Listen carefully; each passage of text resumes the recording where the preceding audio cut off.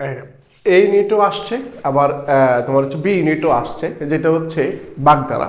তো বাগধারা ডি ইউনিটও পরীক্ষা আসতে পারে। তো সেই আলোকে শুধু ডি না, B1 এবং হচ্ছে B2 যারা পরীক্ষা দিবা তাদের জন্য খুবই গুরুত্বপূর্ণ। বিশেষ করে ডি ইউনিট যারা পরীক্ষা দিবা, ডি ইউনিট এবং B1 এবং B2 এবং D1 যারা পরীক্ষা দেয় তাদের জন্য বাগধারা একটু গুরুত্বপূর্ণ। বাংলাতে আমি তোমাদের জাস্ট সিলেক্ট করে কয়েকটা বাগধারা তোমাদেরকে দিব, এগুলো জাস্ট তোমরা একটু চোখ বুলিয়ে নিবা, দেখে রাখবা। ঠিক তারই ধারাবাহিকতায় আজকে একটা সুন্দর বাগধারা নিয়ে আসে। এগুলো হচ্ছে কি দেখো, একটু খেয়াল রাখবা।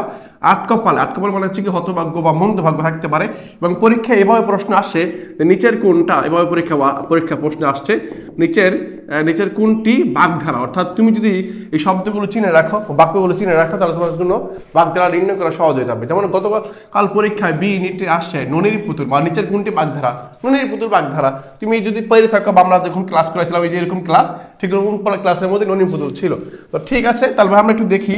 এখানে উড়নচণ্ডী মানে হচ্ছে অমিত বৈদ, মানে হিসাব ব্যয় হিসাবে আর কি, এরকম টাইপের। মানে হচ্ছে উজানের কই মানে হচ্ছে উজানের কই, যে সহজলভ্য, যেটা কি সহজলভ্য। যেমন করো পানিতে কই মাছ থাকে কোথায়, পানিতে। কই থাকে পানিতে থাকে, এটা যদি উজানে থাকে বা উঠানে থাকে, মাটিতে থাকে, তাহলে এটা ধরা সহজ হয়ে যাবে, তার মানে কি সহজলভ্য। পরে 49 বায়ু মানে কি পাগলামি করা, পাগলামি করা। কচ্ছপের কামড়, কচ্ছপের কামড় দেখবে, কচ্ছপ কামড় দিলে ছাড়ে না, কচ্ছপ কামড় দিলে কি করে না, ছাড়ে না, তাহলে যা সহজে ছাড়ে না, এটা হচ্ছে কচ্ছপের কামড়। পরে কান কাটা মানে কি নির্লজ্জ। পরে হচ্ছে কাকভূষণ্ডী মানে হচ্ছে দীর্ঘজীবী। কাকভূষণ্ডী মানে এটা পরীক্ষা কেমন জানি মনে হচ্ছে আসতে পারে, কাকভূষণ্ডী দীর্ঘজীবী। ঠিক আছে ভাই, এরপর একটু দেখি, জাস্ট ছোট একটু করে দেখবো আমরা। এরপর আমরা দেখবো খায়ের খা মানে কি চাটুকার, মানে উন্মুক্ত করা আর কি, মানুষকে তেল মারা আর কি। হ্যাঁ, পরে হচ্ছে কি মেছো হাঁটা মানে তুচ্ছ বিষয় মুখরিত করা। রাবণের চিতা, গতবার পরীক্ষায় এগুলো আসছিল। রাবণের চিতা, সেটা হচ্ছে কি চির অশান্তি। রায় বাঘিনী হচ্ছে উগ্র স্বভাবের নারী, রায় বাঘিনী। তারপর লেফাদুরস্ত মানে হচ্ছে বাইরের ঠাট বাজারে রেখে চলেন যিনি। রুই কাতলা ইজ ভেরি ইম্পর্টেন্ট। রুই কাতলা মানে কি পদস্থ বা নেতৃত্ব স্থানীয় যে ব্যক্তিরা, তাদেরকে বলা হয় রুই কাতলা। এবং সর্বশেষ যেটা হচ্ছে মেনি মুখ, পরীক্ষায় আসে মেনি মুখ মানে লাজুক টাইপের যে মানুষ, তাদেরকে বলা হয় মেনি মুখ। ক্লিয়ার? এবং পরীক্ষা তোমার এভাবে আসতে পারে যে তোমাকে এরকম পরীক্ষা দিতে পারে যে কোনো কারো অনুপম থেকে একটা লাইন তুলে দিয়ে বললো মেনি মুখ চরিত্র হচ্ছে তোমার হচ্ছে অনুপম, বললো আর কি।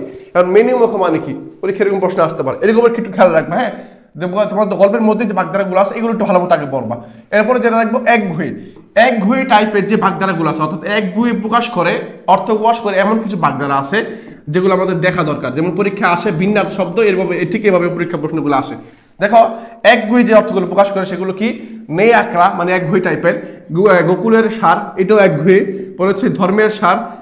তারপর হচ্ছে কি গোবিন্দ, ঘোড়ার কামড়, বা তারপর হচ্ছে বিশ্বের প্রতিজ্ঞা। এগুলো সবগুলো দ্বারা আমরা কি বোঝাবে, তারপর হচ্ছে একঘুয়ে বোঝায়। জাস্ট এগুলো জাস্ট পরীক্ষায় যখন দেখবা ভিন্নার্থক শব্দ যখন পরীক্ষা আসবে, যা বলবে যে নিচে কোনটি ভিন্নার্থ, তখন দেখবে এগুলো পরীক্ষা প্রশ্ন আসতে দেখা গেছে। তাহলে একটু মনে রাখবা, একঘেয়ে শব্দ বাগধারা যেগুলো সেগুলো দিলাম। এবং সর্বশেষ তুমি যে কাজটা করো সেটা হচ্ছে, যদি ক্লাসটা করে থাকো সুন্দর মতো কমেন্ট সেকশনে একটা জাস্ট সিউ লিখে দিবা, অথবা আমার ছবি লিখে দিবা। ঠিক আছে ভাই, আজকে ক্লাসটি বলতে আসসালামু আলাইকুম।